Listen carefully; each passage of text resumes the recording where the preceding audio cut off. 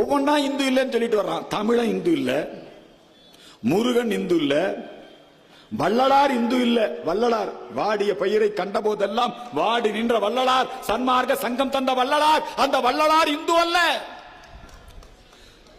நம்முடைய தெய்வ புலவன் திருவள்ளுவன் இந்து அல்ல.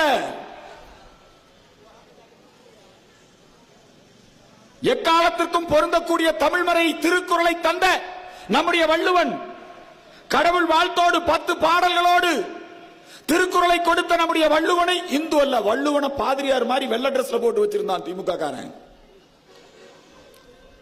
அந்த வள்ளுவர் சிலை தஞ்சை, அதுக்கு பக்கத்துல பிள்ளையார்புரம்னு ஒரு இடம். அந்த வள்ளுவர் சிலை மேல எவனோ ஒருத்தன் மைய ஊத்திட்டு போயிட்டான், அசிங்கப்படுத்திட்டு போயிட்டான். இந்து மக்கள் கட்சியின் சார்பிலே அங்கே சென்ற நாங்கள் அந்த வள்ளுவன் சிலையை தூய்மைப்படுத்தி அந்த வள்ளுவன் சிலைக்கு அபிஷேகம் செய்து ருத்ராட்சம் அணிவித்து காவியாடை அணிவித்து வள்ளுவனையே இந்துவாக, அந்த சதி திட்டத்தை, வள்ளுவரை கிறிஸ்துவராக மாற்றுவதற்கு ஒரு பெரிய சதி திட்டத்தை செய்து கொண்டிருந்தார்கள் திராவிடர் கழகத்தை சார்ந்தவர்கள். அந்த சதி திட்டத்தை முறியடித்தது இந்து மக்கள் கட்சி. வள்ளுவருக்கு காவியாடை அணிவித்து இந்த நாட்டில் இருக்கக்கூடிய இந்து விரோதிகளை கதறவிட்டது இந்து மக்கள் கட்சி.